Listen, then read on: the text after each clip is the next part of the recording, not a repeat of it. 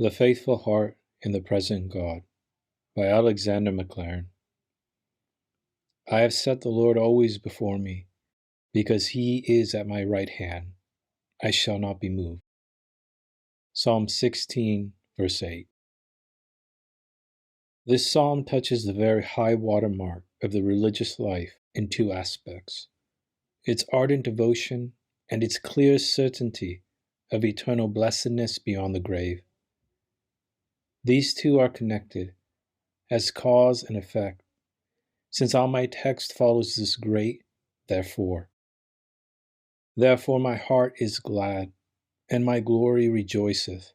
My flesh also shall rest in hope, for thou wilt not leave my soul in the grave, neither wilt thou suffer thy Holy One to see corruption. So this ancient singer speaks to us across the centuries, and bids us ask ourselves whether we, with all the blaze of light of a far fuller, more blessed, and heart-touching and soul-satisfying revelation of God than he had, can place ourselves by his side and take for ourselves his grand declaration: I have set the Lord always before me, and therefore, because he is at my right hand, I shall not be moved. There are three things then here: the effort of faith, the ally whom the effort brings, and the courageous stability which his presence ensures. 1. The effort of faith. I have set the Lord always before me. The very language expresses for us the thought that it took a dead lift of conscious effort for the psalmist to keep himself continually in touch with that unseen God. This is the very essence of true religion. For what is our religion if it is not the turning of our hearts continually amidst all the trivialities of this poor, low planet up to him, and the realizing by a conscious effort of an outgoing soul towards him, which is winged by desire and impelled by a sense of need, of the thrilling and calming presence of him who is invisible. We talk about being Christians. We profess, some of us, to be religious men. Let us bring our pretensions to this simple test. Is the conscious effort of our lives directed with a frequency which may deserve to be called habit, to the realization amidst our daily duties of that divine presence? Mark how the psalmist came to this effort. It was because his whole soul clave to God, with the intelligent and reasonable conviction and apprehension that in God alone was all that he needed. No man will ever seek to bring himself into the presence of that Father unless he knows that he can sun himself in the presence. If it is only a great taskmaster's eye which we think is resting upon us, we shall crouch to hide from it rather than court it. But the psalmist tells us how he came to make the attempt and to carry it through all the changes of his life, to set the Lord always before him. For what goes before is this: I have said unto the Lord, Thou art my Lord, my good is none but thee. The Lord is the portion of mine inheritance, and, therefore, I have a goodly heritage, having him for the portion of mine inheritance and of my cup. And because thus he felt that all his blessedness was enwrapped in that one divine person, and that whatsoever might call itself and be good, in some subordinate fashion, and as meeting some lower mental or material necessities, there was only one real good for him, satisfying all the depth and circumference of his being. It was only because this was his rooted conviction that he grudged every moment in which he was not living in the light of that countenance and feeling the worth of the treasure which he possessed in God. But we are often actually ignorant, so to speak, of what we habitually know, and often without the conscious realization of the possession, which is the only real possession of the riches that are most truly ours. If a man does not think about his wife and his children, it is for the time being all one, as if they did not exist. If he does not think about God and his love, it is all one, as if he had not him and it. If we are truly knit to him by inward sentiments of dependence, thankfulness, love, and obedience, our hearts will not be satisfied unless we make the effort to reach our hands through all the shadows to grasp the reality. As a man might thrust his fist through some drum with thin paper in it in order to clutch some treasure lying beyond. I have set the Lord always before me is the voice of true love, and true love is true religion. If we can count up the number of times today in which we have thought about God, and I'm afraid some of us could do it very easily, we have thought about Him too little. I have set the Lord always before me, like a long band of light running through the whole life. But in the lives of far too many so-called Christians, the points of light are dim and far apart, and sending little illumination into the dark intervals, as in some ill-lighted back street. The effort of faith is the essence of religion, and we have no right to call ourselves Christians unless we can say in some real measure, I have set the Lord, for it took a dead lift to do it, always before me. 2. Notice the ally of faith. I suppose that the second portion of my text is to be interpreted as being the consequence of the effort. He is at my right hand. Would he have been, David, if you had not set him there? No. Of course, apart from effort, there would have been that real sustained presence of God, without which no life is possible, nor any existence. For I believe, for my part, that when we talk about omnipresence, we mean that where God is not, nothing can be.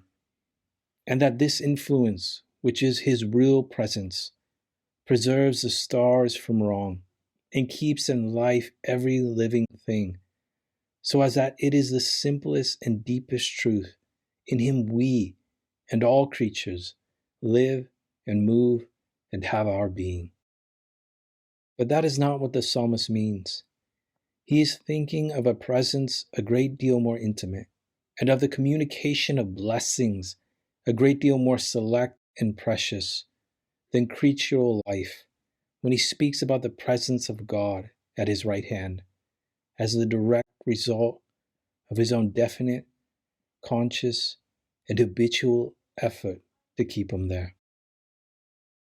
He means that by the turning of his thoughts to God and the effort he makes, the effort of faith, imagination, love, and desire, to bring himself as close as he can to the great heart of the Father, he realizes that presence at his side in an altogether different manner from that in which it is given to stones and rocks and birds and beasts and godless men. That divine presence is the source of all strength and blessedness. At my right hand, then I stand at his left, and if I stand at his left, I stand close under the arm that carries the shield, and the shield will be cast around me and stretched above my head to protect me. At my right hand, then he is not only my ally in the fight, but he stands close by, my instrument of activity, to direct my work, so that I can labor on at thy command and offer all my works to thee. At my right hand, then he is my protector, my ally, and director of my work, and he lays his strong, gentle hand upon my little feeble one, and puts deftness into its fingers, and power into its muscles, as the prophet did when he laid his brown, strong hand on the thin fingers of the dying king to help him to draw his bow. So God stands at our right hand to defend us in peril, to direct us in effort, and to impart to us power for toil and service. Thus blessed, real, communicative of all needful good, and bringing it all with himself, through his presence realized by the effort of a loving faith. God stands at our right hand, and we are blessed and safe if he be there. Solitude is no experience for a true, God-loving heart. We are least alone when we are most alone. For then, if we are his, we may most fully realize his presence. So if any of you are disposed sometimes to say that the road is dark and long and rough, and you have to tread it unaccompanied, set the Lord always before you, and with him at your right hand, he and you will be, I was going to say, enough for one another, and at any rate will be, to many for all opposers. I was left alone, and I saw this great vision. I was left alone, and God came to keep me company. That may be the experience of every soul. 3. Lastly, notice the courageous stability of faith. Because he is at my right hand, I shall not be moved. Well, that is true all round, in regard of all things which may move and shake a man. If we have felt the presence of God with us, making sunshine in our lives, think how it will keep us from being unduly moved by our own emotions, fluctuations, hopes, passions. Hope and fear will equally be toned down. Calmness will be given to us instead of agitations. We shall not be tossed about by every wind of desire, nor beaten about by every surge of temptation. But anchored on him, we may ride out the storm, and safe behind the breakwater, which keeps the force and weight of the wild ocean off us, we may feel but a modified and calm pressure from storms that otherwise would shake us from our composure. The secret of a quiet heart, which is a very different thing from a stagnant one, is to keep ever near God. Leaning upon him, we shall not be shaken as we otherwise would, and shall be masters of ourselves. And if we are masters of ourselves, nothing outside of us will much move us. His heart is fixed, trusting in the Lord. In everything, by prayer and thanksgiving, make God present to yourselves, and yourselves present to God. And the peace of God, which passeth understanding, shall keep your hearts and minds. In like manner, if we have a present God, we shall not be moved by circumstances. There will be a wholesome and wise obstinacy, like that displayed by the apostle when he said, "Bonds and afflictions abide me, but none of these move me.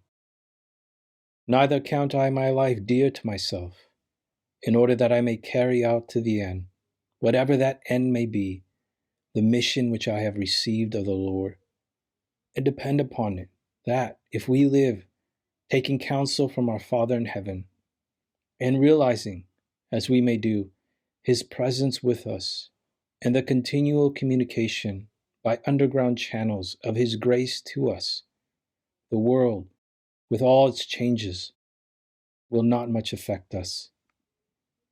Like those disciples of whom we read in connection with Paul's wholesome obstinacy, when he would not be persuaded, we cease, saying, "The will of the Lord be done."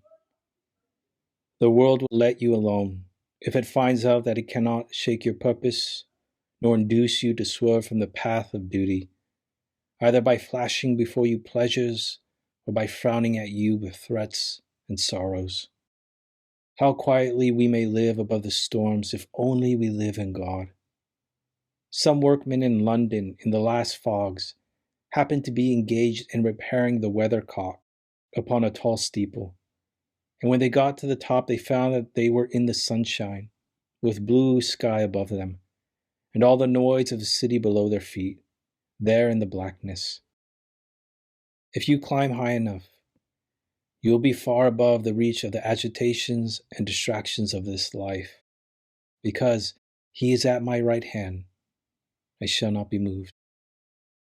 But there is yet a more wonderful and higher application of the words, which results from the closing verses of this psalm. For the psalmist passes beyond this confidence that he shall not be moved, amid all the changes and possibilities of earthly life, and feels certain that even the great change from life to death will not move him, insofar as his union with God is concerned. It is beautiful to see that, whether the doctrines of a future life and of a resurrection were part of the common religious possession of his age or no, we catch in this closing strain of the psalm the religious consciousness of the singer in the very act of grasping at the truth, which, whether revealed or no to his generation, was at all events very imperfectly revealed. Why was he so sure that death and Sheol, the grave and corruption, were things that he had nothing to do with? Because he felt that God was at his right hand. If you translate that into more abstract terms, it is just this: a realization of true communion and intercourse with God is the real guarantee that the man who has it shall never die. And whosoever can feel the Lord is at my right hand may look forward into all the darkness of death and the grave and say, these have nothing to do with me. They may touch the husk. They may do what they like with the outside shell and wrappage, but I shall not be moved. Even when that which people call me is laid in the grave and sees corruption, thou wilt show me the path of life. If here on earth we are able, by the effort of faith, to set him at our right hand, the movement from earth to a dim beyond shall only be this: that instead of his standing at our right hands, our ally and director, we shall stand at his, and there find how true the psalmist's confidence was. At thy right hand there are pleasures for evermore.